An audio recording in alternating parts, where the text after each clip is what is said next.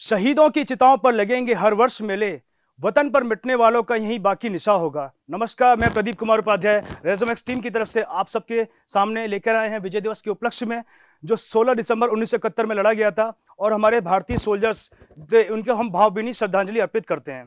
तो इसके संदर्भ में आपको कुछ मैं बेसिक इन्फॉर्मेशन बताना चाहूँगा।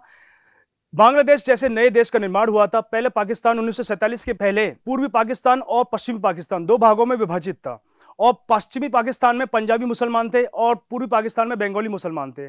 तो पंजाबी मुसलमान बंगाली मुसलमान के साथ भेदभाव किया करते थे, उनको उच्च दर्जा नहीं मिलता था और उनसे एक पार्शलिटी की जाती थी। तो इसके लिए फिर वहां के लोगों ने इसके एजिटेशन किया और उनकी एट्रोसिटी से तंग आकर उन्होंने मुक्ति वाहिनी सेना का निर्माण किया। शेख मुजीबुर रहमान जो अभी जो उनकी बेटी हैं प्राइम मिनिस्टर शेख हसीना, तो उनके संदर्भ में उन्होंने इस चीज को लीड किया और उसके बाद एक बांग्लादेश का निर्माण किया। तो उसमें हमारे सोल्जर्स ने अपना बहुत महत्वपूर्ण बलिदान दिया, उसके बारे में आपको मैं संदर्भ में बताऊंगा। तो विजय दिवस India remembers liberation war victory 1971 में आज ही के दिन मातृभूमि की रक्षा में पराक्रम की पराकाष्ठा करने वाले देश के सभी वीर सपूतों के शौर्य और बलिदान को शत शत नमन। विजय दिवस celebrates India's historic military victory against Pakistan in the 1971 war, which also celebrated Bangladesh from Pakistan। हमने भारत को बांग्लादेश को तो आजाद कराया, तो 1971 में हम विजय दिवस मनाते हैं और बांग्लादेश भी इसको विजय दिवस के रूप में मनाता है। Vijay Diwas on December 16, when the Indian Armed Forces, including veterans, citizens, and students, pay tribute to and remember the sacrifice of their soldiers। विजय दिवस के उपलक्ष्य में इसमें जिन्होंने इंडियन आर्म फोर्सेस के अलावा बांग्लादेश के लोगों ने, जिसमें वेटरन्स थे, सिटीजन्स थे, स्टूडेंट्स थे, उन्होंने अपना वहां पे महत्वपूर्ण भूमिका अदा करी।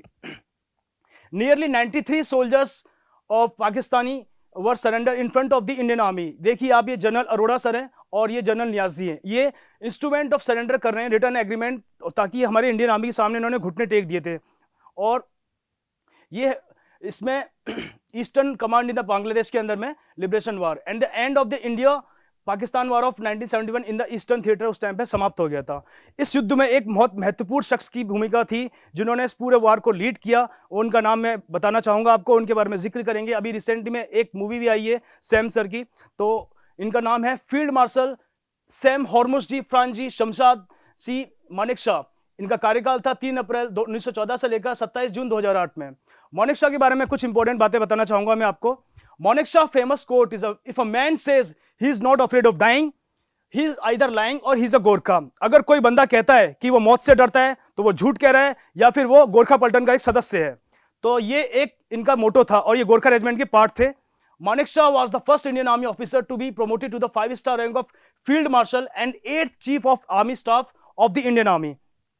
Manekshaw served the army for 40 years and participated in 5 wars। ये 40 साल इन्होंने आर्मी में सर्व किया और 5 इनके सामने युद्ध लड़े गए, जिनमें से वर्ल्ड वार सेकंड, द्वितीय विश्व युद्ध, इंडिया पाकिस्तान वार ऑफ 1947 और चाइना वार हुआ था 1962 में, इंडिया पाकिस्तान वार ऑफ 1965 और बांग्लादेश लिबरेशन वार ऑफ 1971।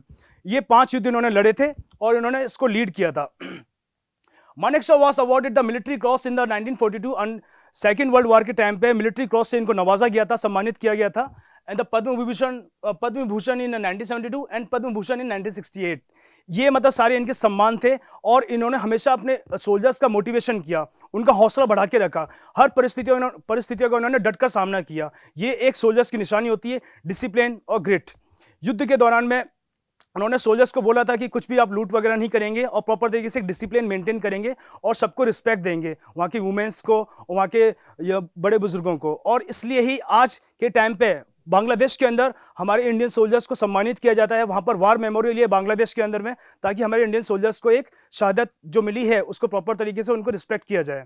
और इसी के संदर्भ में मैं आपके सामने लेके आऊँगा मैक्सिमम मैगजीन, जो हमारी मंथली करंट अफेयर्स मैगजीन है, जिसका नाम है मैक्सिमम, जो इंग्लिश हिंदी दोनों आर्टिकल दोनों लैंग्वेज में अवेलेबल है।